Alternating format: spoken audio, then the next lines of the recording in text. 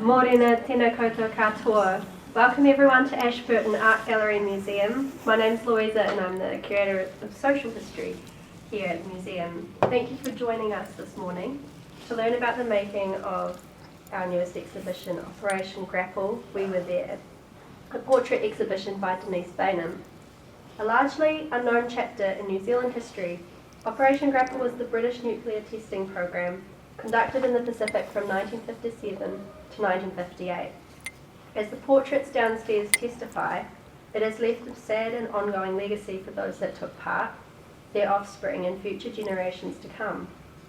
Operation Grapple We Were There was created by Denise Baynham, an Auckland photographer who has worked across the industry in the genres of weddings, portraiture and commercial photography, as well as being a studio photographer for the culture and heritage sector.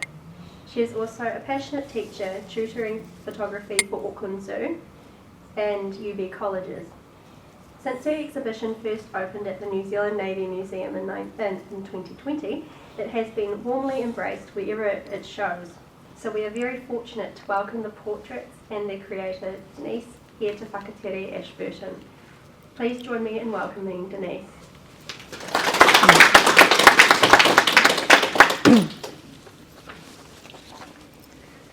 Wonderful, thank you, Louisa. Tēnā koutou katoa. I'm super excited to see you all here today and to be in beautiful Ashburton to talk about my photography exhibition, Operation Grapple, We Were There. Thank you to Ashburton Museum for embracing this exhibition and the significance of telling this chapter in New Zealand history. I also wish to acknowledge MP James Meagher, who was instrumental in seeing my exhibition displayed at South Canterbury Museum in Timaru earlier this year, after a chance meeting in the corridors of Parliament. So a bit about me, as Louisa has already mentioned, I'm Denise Baynham, if you hadn't already gathered. I'm a full-time professional photographer with 20 years working across the industry. I studied and trained in London before returning home to carve out my photography career in Auckland, where I now run two businesses, Denise Baynham Photography and AHA Photography Workshops. Now I do a whole range of photography work and no day is ever the same, which I absolutely love. But this personal portrait exhibition was a personal project I decided to pursue of my own accord. And wow, what a project it has been. So what was Operation Grapple? Some of you here today will know what Operation Grapple was. But in a nutshell, following the Second World War, Britain wanted to be ahead of the arms race and undertook a nuclear testing program in the Pacific to develop bigger and frankly nastier weapons.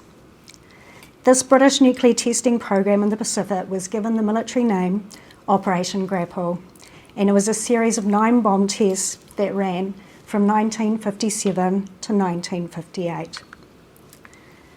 Now what you do need to know is that they weren't just atomic bombs, they were thermonuclear bombs, which means far bigger and far more destructive. To put this in perspective, the bombs tested during Operation Grapple started already powerful and they just kept getting bigger. By the final test, which was called Grapple Y, the bomb was 200 times more bigger or more powerful than that of the bomb dropped on Hiroshima. So 200 times. It's astounding. So upon request from the British government, New Zealand, being a good little Commonwealth country, sent 2 Royal New Zealand Navy frigates to assist, which were the Pukaki and the Rotoiti. Navy personnel on those ships were very, very young at the time, some aged 15 or 16, and they thought they were off on this really exciting adventure, and they were. But little did they know that Operation Grapple would change the course of their lives forever. One of the questions I often get asked is why I did this project. I first found out about Operation Grapple when I visited the Navy Museum in Devonport, Auckland, with my family. They have a wall there with an exhibit about Operation Grapple. And I was completely and utterly transfixed, horrified and saddened when I read it for the first time. Something about it really struck a chord with me. My husband, Jason, technical man, remembers that moment vividly. He and the kids had long gone through the museum, didn't know where I was, came back to find me still standing in front of that one exhibit, like a deer in the headlights. I started Googling Operation Grapple to find out more, and I found that there were many rabbit holes that you can go down on the internet, and often the information there was very dry, wordy, and frankly quite boring. And that's where the seeds were planted for me to tell this story differently. I'm incredibly passionate about photography, which is quite lucky being a photographer, I guess, and I decided I wanted to humanise this story, bringing faces to the names, so people could see these men, where they are and who they are over 60 years later. Didn't happen quickly though. I like to give things a lot of thought and analyse it from lots of different directions.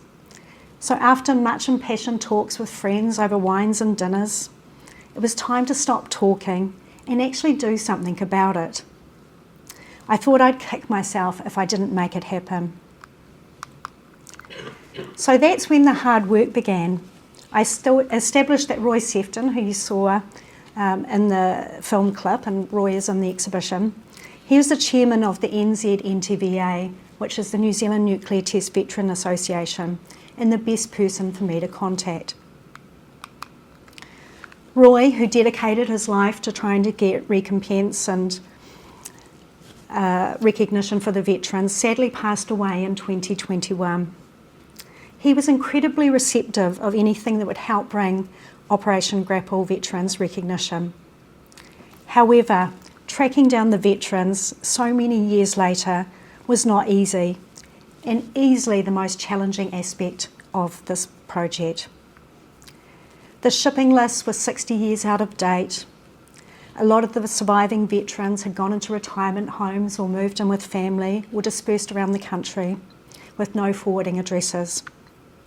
I also found too that the veterans fell into two camps with social media. They were either complete whizzes all over it, putting me to shame, or not on any form of social media at all. So initially what I did was I designed a social media post, and Roy put it on the NZNTVA Facebook page, which is a closed page for veterans and their family members. I only got a few responses, as expected. From there, it was a very long process, and I found out about other Grapple veterans through word of mouth from the veterans I'd photographed. There was a lot of time spent on the phone, and eventually I tracked people down.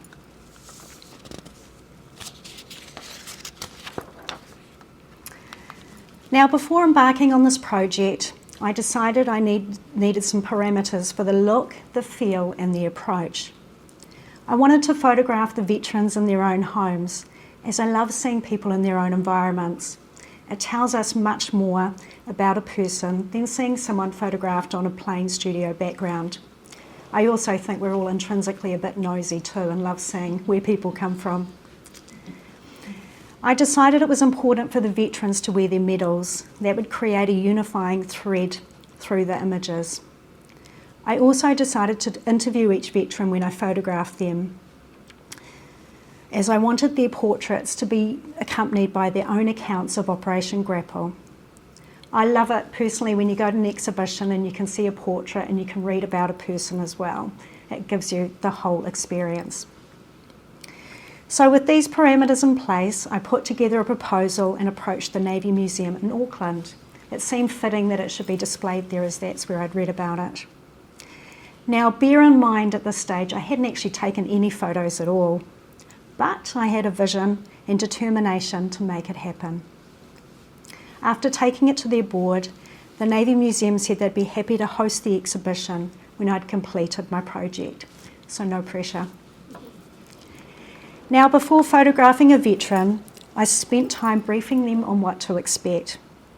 I made it clear I'd be turning up with some pretty serious camera equipment and lighting, not just taking a snap on my mobile phone. I asked the veterans to wear their medals and dress as if they were going to an Anzac parade, so then they could relate and knew exactly what I was after. I also told them I'd be interviewing them, wanting their own recollections to accompany their portraits. When I arrived at someone's home, I'd find a spot that would work well for the portrait, and that could be either inside or outside.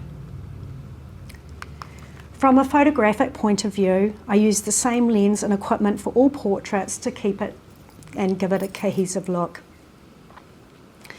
Having no idea of the size of the home or the amount of space available, I chose to use a 35mm prime lens.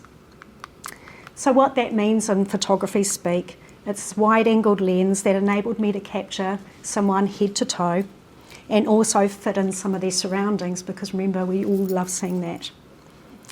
I also took a powerful portable studio light, which you'll see popping up in the photos there, because I didn't know what these people's homes would be like, how big they were, or how much available light there would be. And also personally, because I love using lighting in photography. It just makes the images much more dynamic. Now you'll see here through the photos that I photographed people from a low viewpoint. Lots of lunges were good for the legs. And this makes people look more statuesque and powerful. And of course, I wanted to honour and give recognition to these men. However, the low viewpoint and the wide-angled lens did lead to some converging lines, which means slightly wonky walls and wonky pictures, and that was something I needed to rectify in post-production. Now, after photographing the first 3 veterans, I realised I needed funding, as wanting to photograph veterans in their own homes that were scattered around New Zealand meant mounting travel costs. I applied for funding grants on several occasions, but unfortunately was not successful. And actually one of the pivotal moments was when one of the veterans in Rotorua wanted to be photographed passed away while I was waiting for an outcome of a funding application. And that was a real wake-up call for me. I didn't have the liberty of time. So my husband Jason and I talked about it and decided we just needed to, well, I needed to press on. we are a team. And forget about more funding applications. So between freelance work to help fund my travel, I travelled where I could. And in the end, it took around 20 months to photograph the 19 veterans in the exhibition. Now, what struck me was the mixed bag of recollections from the experiences when I talked to all the veterans. There was that real love of Navy life, real camaraderie that shone through even after 60 years. But mixed in was fear, of course. They were at the forefront of science, but very scared when it happened. They remember the pilot talking to the ship as it was put over the intercom, and the countdown, being told to cover their eyes. And some of the veterans witnessed all 9 detonations. Can you imagine? It became very apparent from interviewing the veterans that there was a common thread running through their stories: cancer, infertility, an incredibly high number of miscarriages, stillbirths, and birth defects. Absolutely heartbreaking. Future generations will be affected for years to come. Such is the legacy of Operation Grapple. I've absolutely loved working on this project. Although it's sad and an emotive subject matter, I've met some amazing people on the way. I need to thank the veterans and their families who welcomed me into their homes. Photographing them and hearing their stories has been an absolute privilege and an honour. They patiently let me rearrange their furniture, and I often left with gifts of fruit and veggies from the garden, well looked after with morning teas and lunches. Most importantly, it was the laughs and the good chats and the opportunity to meet these veterans and spend time with them that will stay with me. And as I said, there were plenty of laughs along the way.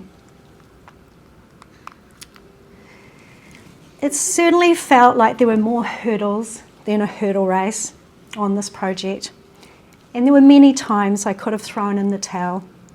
But this is where a stubborn nature finally becomes an attribute. the geography, the travel, the costs, and throw in a global pandemic and lockdown. They were certainly trying. So it's 1,400 kilometres covered in road trips around New Zealand and 8 flights. Not bad for a person that doesn't like road trips and flying. This project has been a big undertaking, but the biggest reward has been the emotional journey. Since opening in 2020, the exhibition has toured an incredible 13 times around New Zealand to leading institutions, including the Navy Museum. It's been to Nelson, Te Manawa Museum, MTG in Napier, Waikato University, Canterbury Museum, South Canterbury Museum, Central Stories in Otago, and notably the Beehive at Parliament and the Treaty of Waitangi grounds.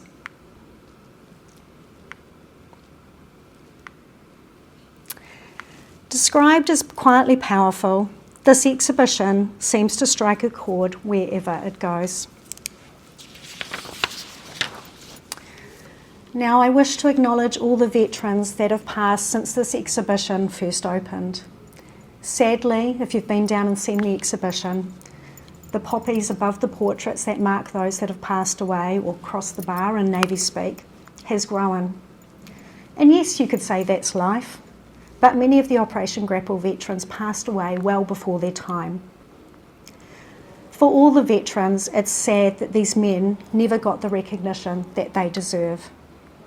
It only highlights the importance of telling our stories, passing them on and preserving our history.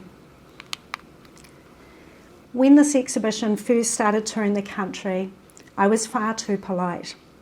I thought the exhibition and these stories would speak for themselves.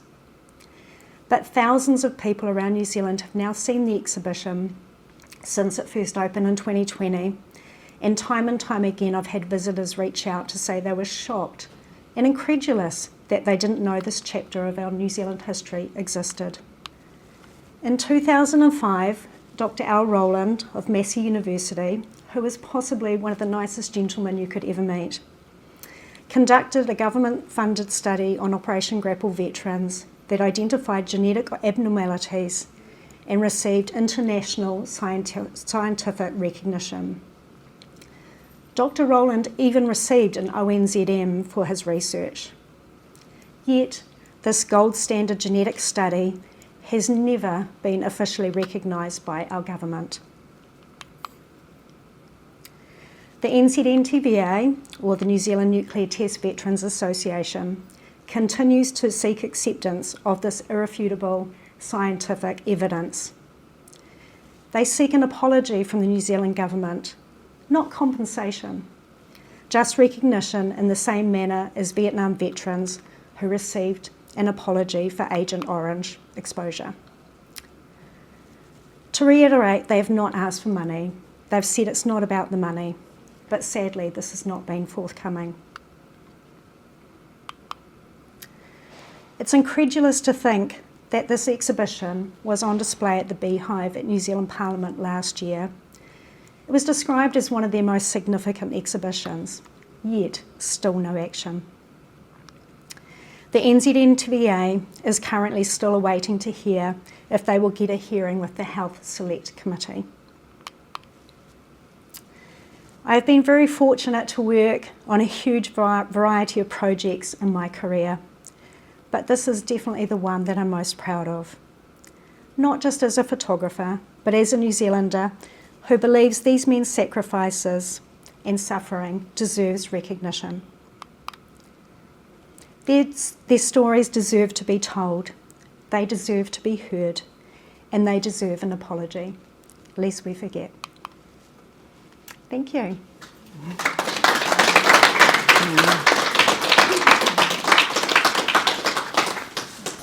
Now, has anyone got any questions? I'm happy to answer any questions. Any compensation from the government or anybody to reimburse all the expenses you've had? No. Surely you've funded it all yourself. Yes.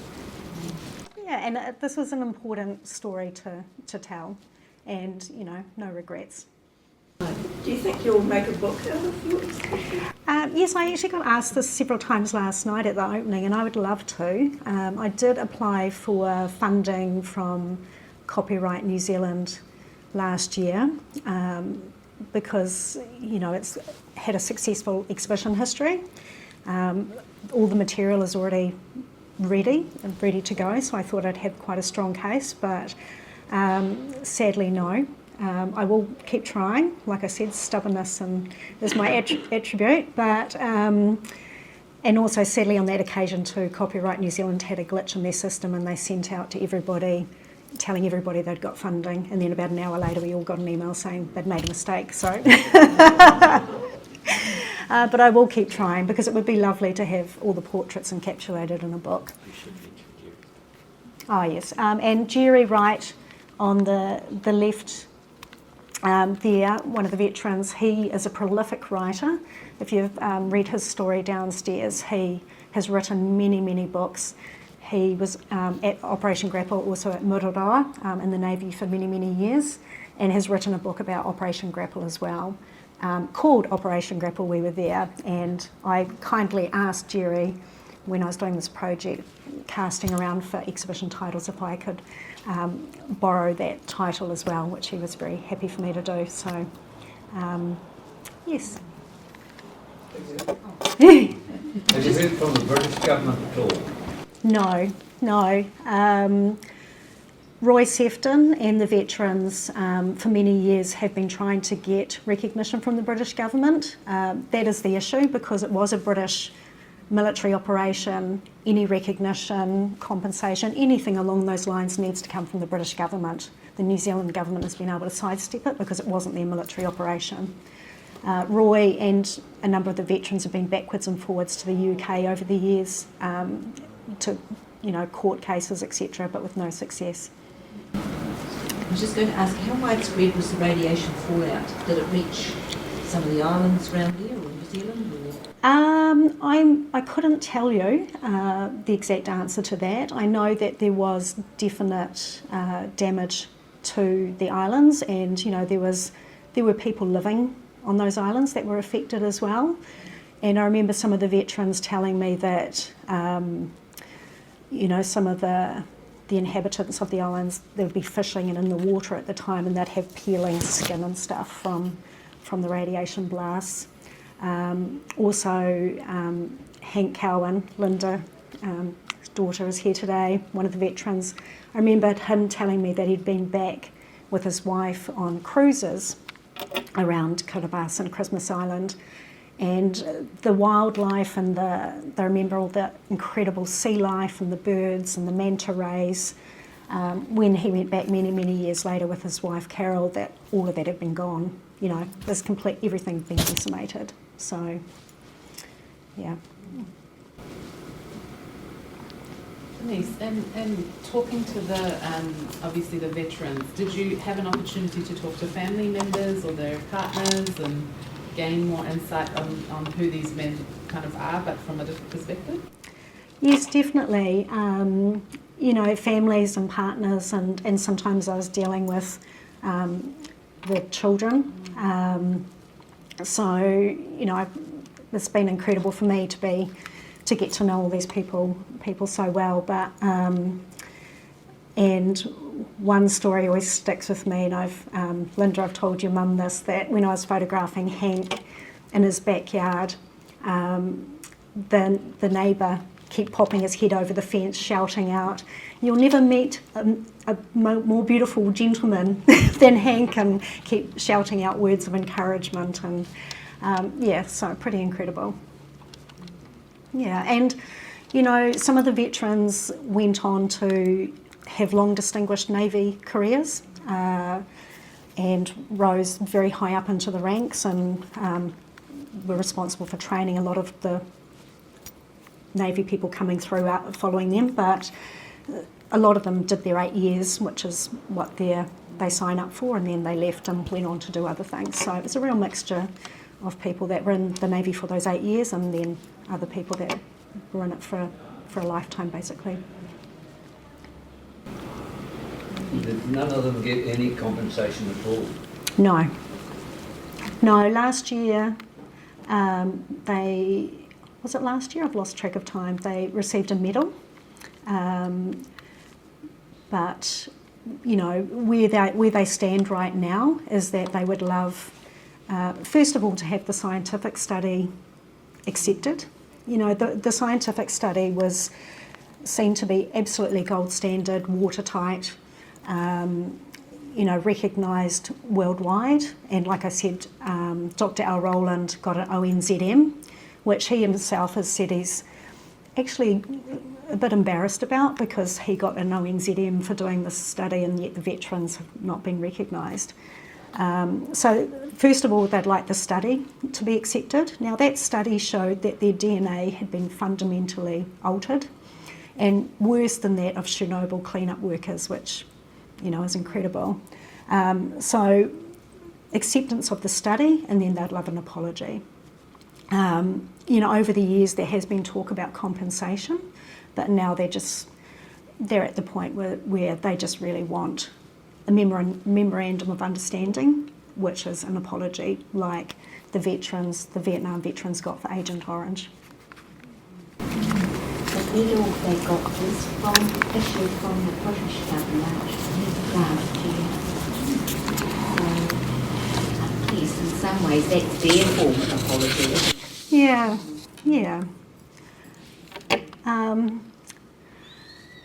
Yeah, and they, you know, yeah, mixed feelings obviously about the medal. You know, it was a little something, but really,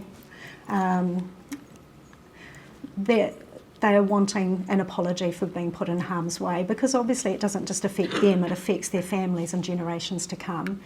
The effects of the radiation will take at least 4 generations to sort of move out of their systems. So, you know, and like I said in my talk, and as you'll see when you read the stories downstairs, just that incredible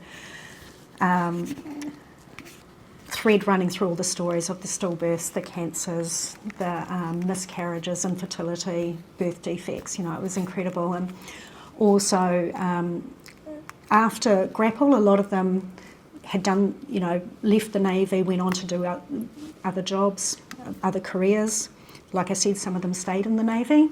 But it wasn't actually until years later, when they came together for an Operation Grapple reunion, that they all started talking, connecting with each other, and then they all sort of, sharing stories, realised, oh, you've had miscarriages or you've had birth defects that occur in your family. And all these sort of threads and all the dots started to join, and that's when they realised, hang on a minute. So, yeah, it didn't happen immediately that they connected the dots. It was sort of years later when they all came together. I know it's an issue of money, but Yeah. have you looked into taking the exhibition to the UK? I actually did get approached by the secretary of the British Nuclear Test Veteran Association a couple of years back, and they expressed interest in it going to the UK. And then sort of nothing seemed, sort of the trail went cold, and I think what happened is that secretary actually left the organisation. So one of the veterans, Jerry, actually has just recently been in London, like up until a day or two ago. So I'm going to catch up with him and also see what inroads we can get to getting it displayed over there. Yeah, would be great.